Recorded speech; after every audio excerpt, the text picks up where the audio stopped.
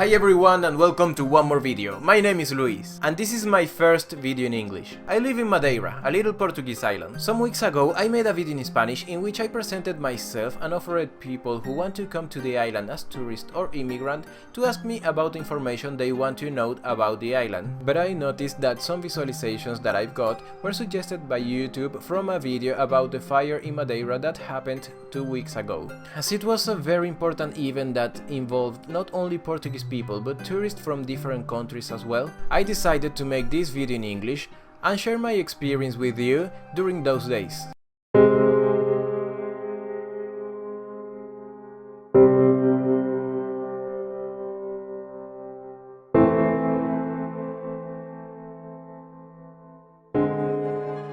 The 4th of August, the Portuguese Institute of the Sea and the Atmosphere gave an orange warning, informing about incoming warm air currents that would hit the island between the 5th to the 9th of August. Those were very hot windy days. When I take the bus at morning at 6 AM more or less, normally it's still a bit cold, but before the fire it was like 35 degrees. The 8th of August the fire was detected at the civil parish of São Roque, pretty close to my house I have to say. I saw the fire and the smoke when I was coming back from work, like at 3 PM more or less. The firemen went to fight the fire, but at 6 PM it was all a dense smoke cloud around my house. One of the spots of the fire was like 500 meters from my house, and I couldn't see it. I couldn't even stay outside for more than 15 minutes. My eyes burnt if I did it. One of my friends from Venezuela said, "Why are you going out? Are you a fireman?" And I was like, "No, but I have to see if the fire is coming too close." And also I was watering the plants of my house. To prevent, you know?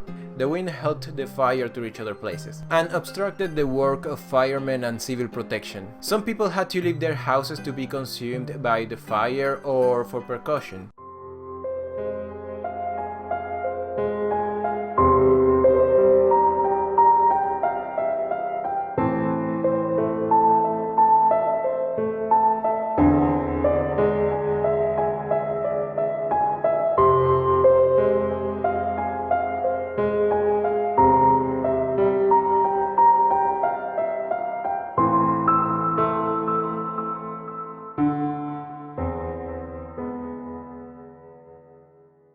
So by the next day, the surroundings of my house were better, but the fire went down to Funchal's downtown. More people left their houses and the first person died. Then government decided to ask help from continental Portugal, and they sent 115 firemen to support, but sadly one hotel called Choupana Hills burnt down.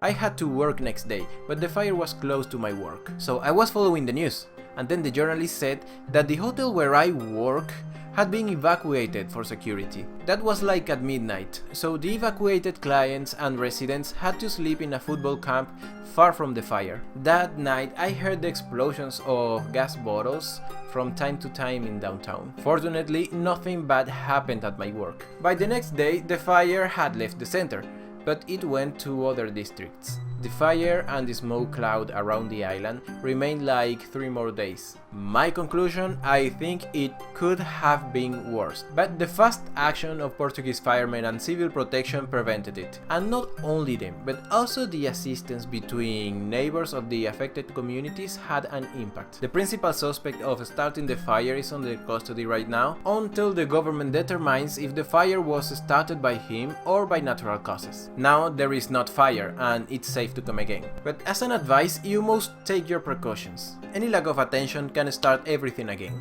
Anyway, if you are coming to Madeira as tourist or immigrant and you would like to know something in particular, like how to take the bus, or how expensive is it, or what you should bring here, you can ask anything you want and I will make a video about it. So leave your comments, and if you like this video, then you can click the like button and subscribe you. My name is Luis, and see you on one more video.